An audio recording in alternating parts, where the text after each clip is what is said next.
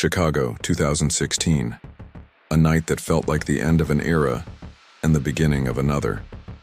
The Chicago Cubs, baseball's eternal underdogs, cursed by time, heartbreak, and superstition, finally shattered 108 years of pain. The world watched in disbelief as they lifted the World Series trophy under the rain-soaked skies of Cleveland. But what if that night never happened? What if the rain never stopped? What if fate twisted one last time, and the Cubs' long-awaited redemption slipped right through their fingers? Imagine a world where the Cubs lost Game 7 of the 2016 World Series, not because of a curse, not because of destiny, but because baseball, cruel, beautiful baseball, decided their moment wasn't meant to come. The Cleveland Guardians, still called the Indians then, triumph in extra innings. Chicago fans stare in silence, unable to comprehend the collapse. The city that once vibrated with hope goes quiet once more. And in that silence, the curse, the myth of the Billy Goat, the Bartman ball, the heartbreak, continues to haunt Wrigley Field. For over a century, the Cubs had been defined by failure. In this timeline, that legacy doesn't end, it mutates. Theo Epstein, the architect who rebuilt Boston and then Chicago, stares at his creation like a painter watching his masterpiece burn. The plan, years of rebuilding, of trusting prospects, of tearing down and starting over, now feels hollow. Without a championship, his genius comes into question. The whispers grow. Maybe Boston wasn't luck. Maybe Chicago is truly cursed. Epstein doesn't last another season. He resigns in quiet frustration, his reputation still solid but scarred by what could have been. Joe Maddon, the quirky, forward-thinking manager who brought joy and chaos to the dugout, becomes a target. The media calls him too relaxed, too experimental, too unconventional. In this reality, Maddon doesn't become a cult hero. He becomes another almost in Cubs history. His legacy, instead of celebration, becomes one of regret. Remembered for overmanaging in Game 7, for pulling Kyle Hendricks too soon, for trusting Aroldis Chapman too late. The players, those young heroes of 2016, are changed forever. Kris Bryant, the golden boy, begins to lose confidence. Without the validation of that championship, the pressure of carrying the Cubs' curse becomes unbearable. His 2017 season isn't one of calm dominance, and it's haunted by questions. Why couldn't you finish it? The weight of expectation drags him down. Anthony Rizzo, the heart and soul of the team, becomes the emotional core of the pain. His leadership is never doubted, but even he can't escape the ache of coming so close. In this timeline, the smile that once defined him starts to fade. He plays harder, but the joy, the childlike love for the game, starts to waver. And then there's the city itself, Chicago. The night they lost, the rain kept falling. Not the poetic rain that signaled rebirth, but the cold drizzle that reminded fans of every heartbreak since 1908. The next morning, bars stayed quiet. Wrigleyville, once glowing with anticipation, turned gray. No parades, no champagne, just what-ifs. Without that victory, the Cubs front office takes a darker turn.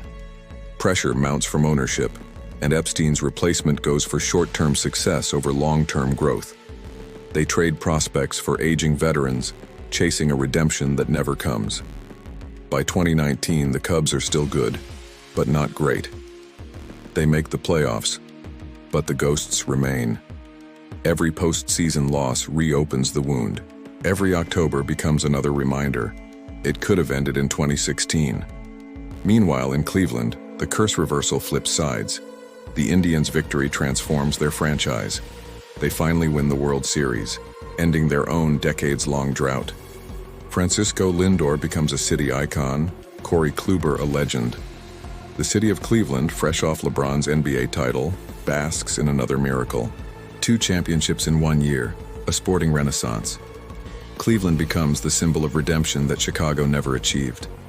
As the years roll on, the Cubs' collapse becomes mythologized. ESPN releases documentaries titled 108 and Counting and The Lost Championship.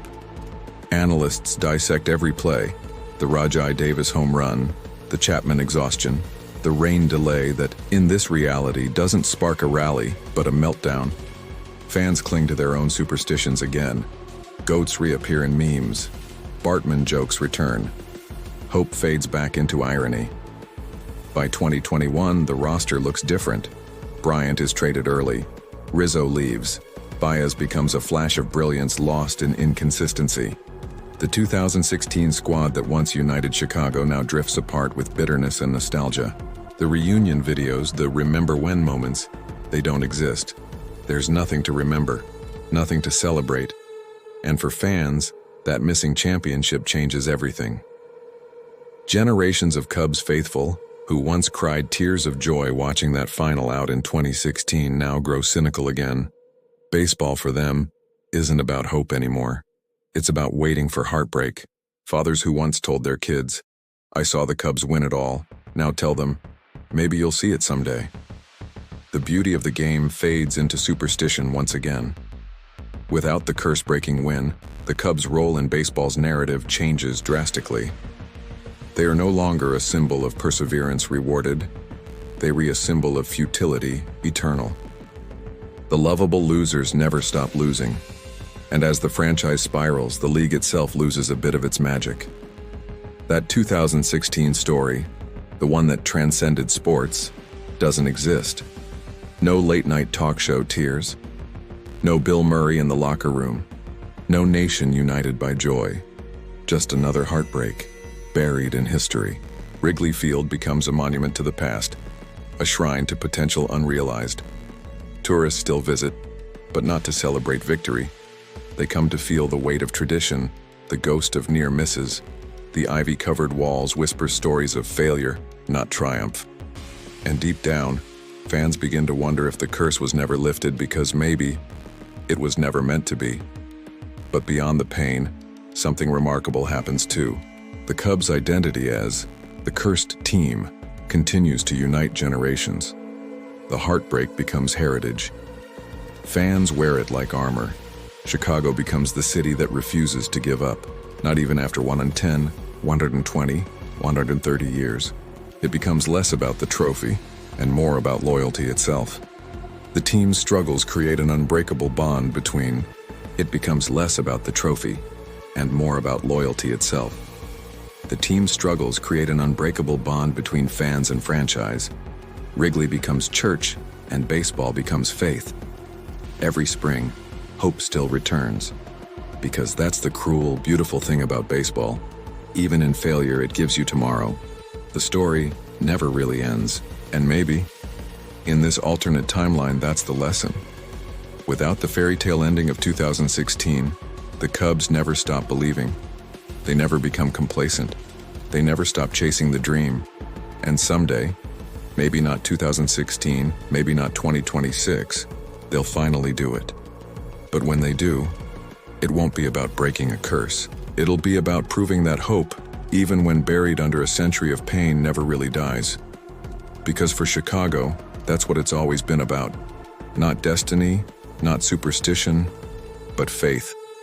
The faith that no matter how many times baseball breaks your heart, someday it'll heal it again. So what if the Cubs never broke the curse in 2016? Maybe, just maybe, the story of baseball's greatest heartbreak wouldn't have ended. It would be continued. And in that continuation, in that endless chase, lies something just as powerful as victory itself.